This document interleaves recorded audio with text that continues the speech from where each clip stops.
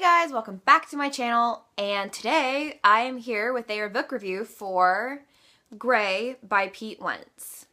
So, Gray by Pete Wentz is a somewhat autobiography about Pete and the start of Fall Out Boy. At least that's the way I went into it, or that's what I got reading it, because I'm such a big Fall Out Boy fan.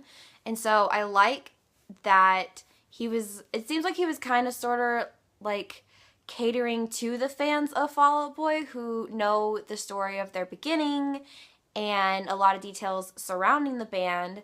And so I am just gonna talk about like some of the things I loved. This book is so Pete. Like, if you listen to the Fall Out Boy, like if you listen to Fall Out Boy as much as I do, then this book has like the same like flowery language and things of that nature that he's pretty much known for, because he's the bassist and the lyricist, so he writes the majority of the lyrics of the songs, and so have deeper meanings to them.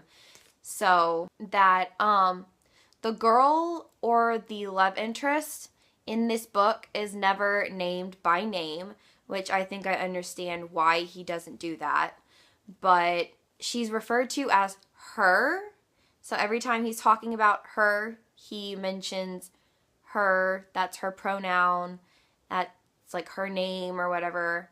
But as you get closer to the book, the end of the book, you understand why he may not name her by name. There's a section that is totally about their drummer, Andy Hurley, because in one of the sections of the book, he's referred to as the animal. So, like, none of the characters actually have names. They all have, like, aliases. Like, there's the animal, her, the disaster. So he never gives names to anybody, so I don't know if he's, like, trying to protect identities and stuff like that. But if you're a Fall Out Boy fan, then you know that the section about the animal is about Andy. I mean, it's very obvious. He's mentioned being ginger, and when he gets behind the drum kit, he, like, you know, bangs the hell out of them drums. So it's totally about Andy.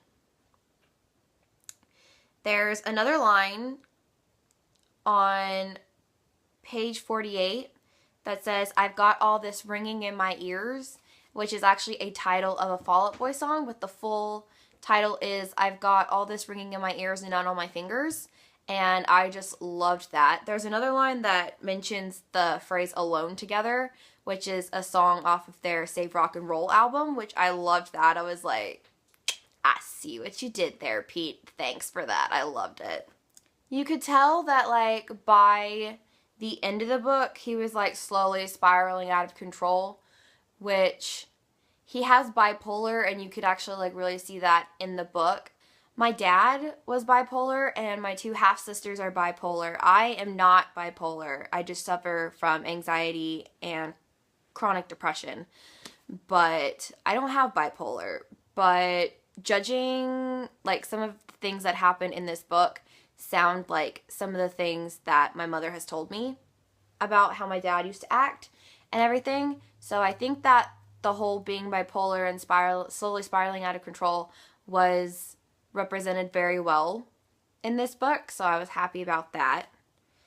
I felt like his, like, overdose scene was brushed over, and I understand, like, his first, like, when he first freaks out and he's gonna overdose and he punches a mirror and, like, there's blood everywhere and everything. It was, like, brushed over, but then I kind of feel like it was okay, considering that the second one, he, like, nearly died, because Pete did overdose in real life and went into a coma, or at least that's what I've been able to find. I love the line about the Capulets and Montagues. It's something along the lines like, the Capulets and Montagues ain't got shit on us. So I loved that, because I love Romeo and Juliet. It's like one of my favorite Shakespeare plays. I know it's incredibly ironic because I'm a girl and everything, but whatever. Don't judge me. there's a section where Pete goes back and sleeps with her, and they've broken up, and when it's over, he's kind of like, well, that was stupid. I feel nothing. I got nothing from that. And I feel like that's pretty relatable, because I feel like a lot of people do that. They're like, oh, they're pining after their ex, and then they actually sleep with their ex, and you're like, that was really disappointing, and it's not what I needed and not what I wanted. So I felt like that was pretty relatable. And there's only one thing that I was like, I really wanted Patrick, because Patrick, besides Pete, is one of my favorite Fall Out Boy members, and there's absolutely nothing in the book mentioned about Patrick, and I was really kind of upset about that.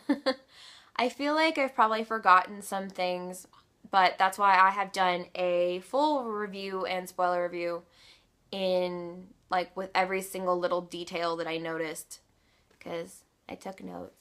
I took notes on my phone, because I'm a nerd. And it is on my Tumblr, and my Tumblr is at the Book Horror Reviews. So you can go check it out there. I will link that blog in the description box below. So you can go check out my full, complete thoughts and more cohesive thoughts on it. So yeah, I'm gonna film a bunch of reviews today, so I'm gonna be wearing the same outfit. I don't care. Deal with it. So I'll see you guys later. Bye!